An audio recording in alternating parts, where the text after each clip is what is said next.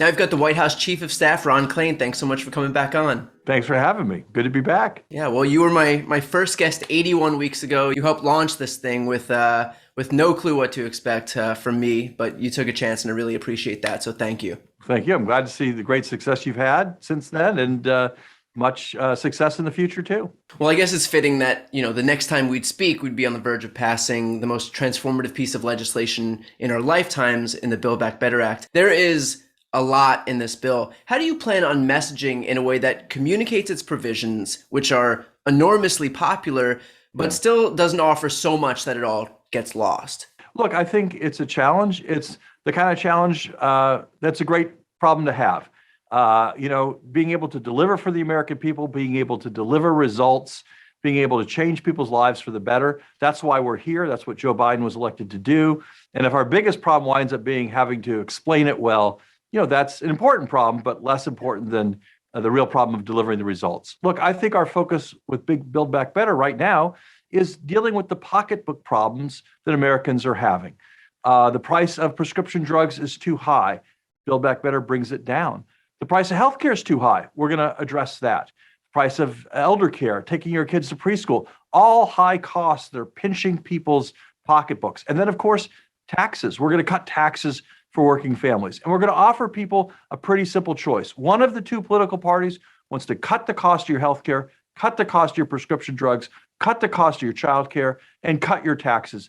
The other party wants to defend drug companies, wants to defend the people who are charging these high prices, and wants to defend low tax rates for big corporations at the expense of raising taxes for middle-class families. I think that's a very clear choice between where the two political parties stand, and that's what's at stake when the Build Back Better bill is on the Senate floor in the next few weeks. Glad you brought all of those elements of this up, because so often we hear this as this Democrats' big social spending bill, their multi-trillion-dollar spending bill, but in fact, this is a cost-cutting bill for the American people. And you did bring up the fact that it would have to make its way through the Senate. So what will be President Biden's role to ensure that this stays intact in a caucus that seems to like to take a chainsaw to things?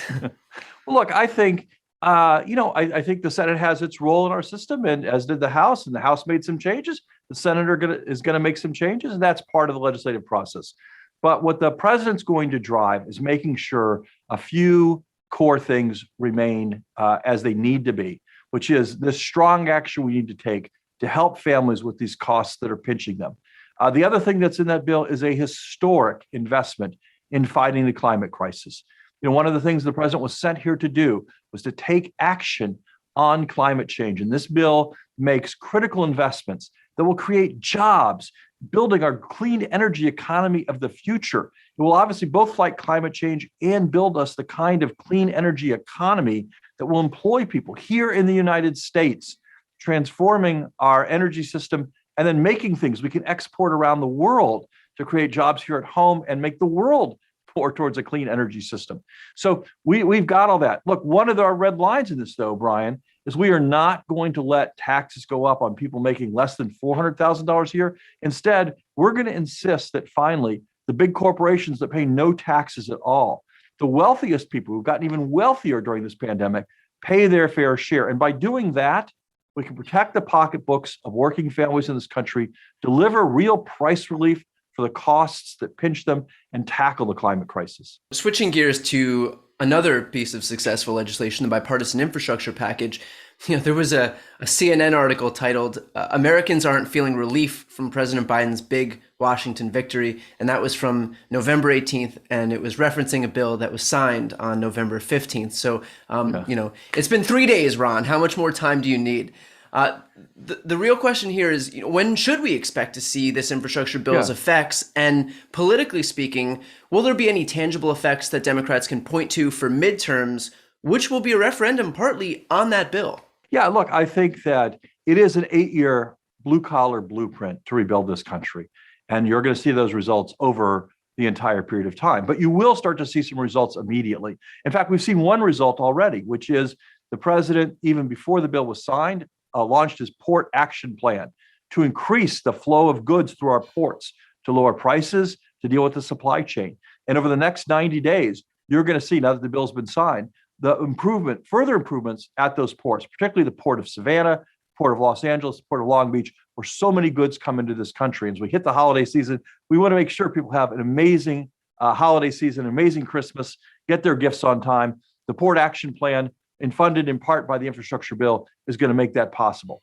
And then you're going to start to see us over the next few weeks and months start to break ground on the long-term projects, break ground on roads and bridges, creating jobs and improving the flow of goods to the market by having better roads, better bridges to get things where they need to go. It's going to take a little longer to get going on changing out the lead pipes in our country, but I do think you'll see some serious action on that in the coming weeks and months, as well as connecting every household in this country to high-speed internet.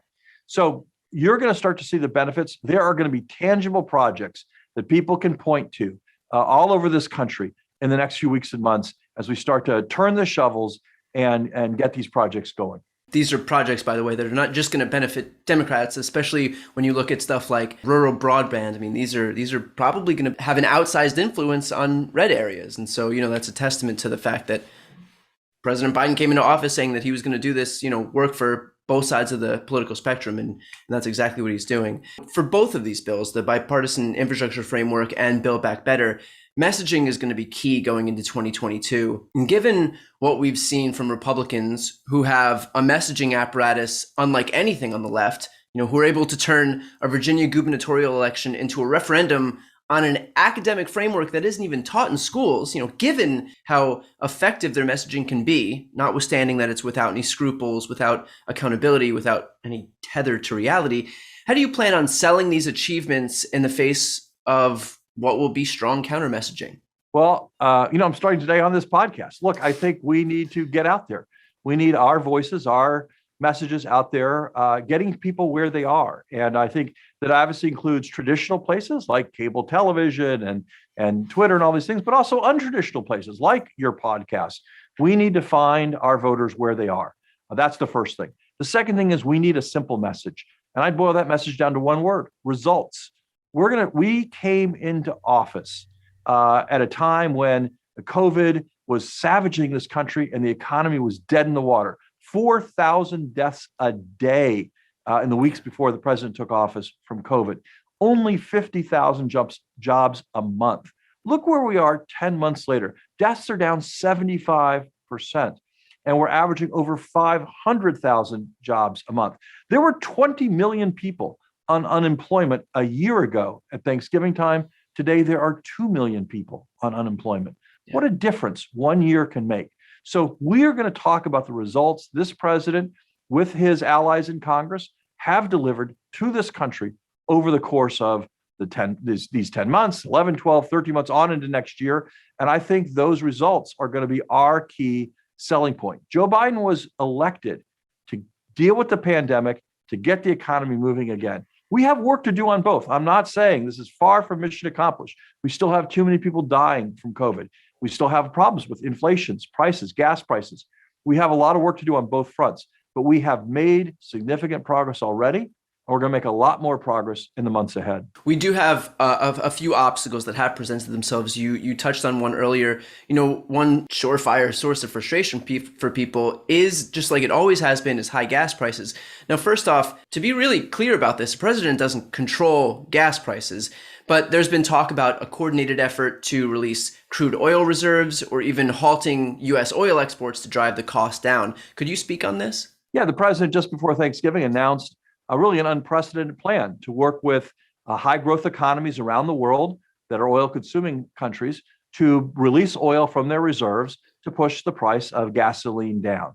Look, I know how frustrating it is for people to fill up their tanks and pay more than they paid in the past. I know how frustrating it is for people to see those prices as you drive by the signs, as you go down the streets. But we're going to take action to try to reverse that, try to address that. And this strategic petroleum reserve release is the first step. The largest release out of the U.S. reserves in history, 50 million barrels over the next few months, and a coordinated release with other nations, including China, Japan, Korea, the United Kingdom, India, to try to add to the global stabilization here of price. So, it is always hard to get the price of gas down. We've taken some concrete steps to do that. I hope those steps will start to show results in the next few weeks as people see the price of gas slowly decline at their gas stations. Now, the other issue today is inflation. Obviously, the right is running wild with this, but still, I think it's important not to cast it off. I did see analysis this past week that because the dollar store raised its price 25 cents, that it's basically like we have 25% inflation, if you were looking for the world's most tortured argument. But in reality, what is the White House doing to ease costs and supply chain constraints? And I know that you touched on what's happening at the Port of Los Angeles earlier. So look, I think inflation is a problem. I mean, and obviously people are paying more for some things. About a third of all inflation is energy. And as I just discussed, we're trying to bring down the price of oil, the key driver of energy prices, through the petroleum release. We also know that there are problems with the price of cars is high. Why is the price of cars high? It's high because we're coming out of the pandemic. A lot of people want to buy a car. There aren't enough cars. Why? Because the semiconductor industry isn't producing enough semiconductors. So the president's been meeting with leaders in that industry to try to increase production of semiconductors so our car companies can produce more cars. It's a sign of a strong economy that Americans want to buy cars, but they shouldn't pay too much for those cars. And so we need our auto makers to make more cars. That creates jobs. The cars tend to be newer cars. They tend to be cleaner cars. That's a good thing. So there's a lot of great potential if we can increase our auto production, lower the price of each car, have more cars available. We're also trying to tackle the problem of concentration. Part of the reason why you're paying a lot for meat, pork, and chicken is highly concentrated control of that industry that's squeezing both farmers on the one end and consumers on the other end with big profits and big margins from the processors, from the people who buy the cows and the pigs and the chickens and turn them into products at our grocery stores. And so we're looking at the issue of concentration there. But as I've said before, I think the biggest thing we can do to bring down the costs families are feeling is to pass that Build Back Better bill and cut the cost of healthcare. That's such a big cost for so many families. The cost of their health insurance premiums, the cost of prescription drugs. Those costs are crushing families. We have a bill that the Senate can take up in December to bring those costs down. One cost, I understand it's not for every family, but for a lot of families, is insulin. There are people who pay $700, $800, $900 a month for insulin. This bill caps that at $35 a month. Think of the difference for those families' budgets, their pocketbooks, if you can bring their cost of insulin down 90%.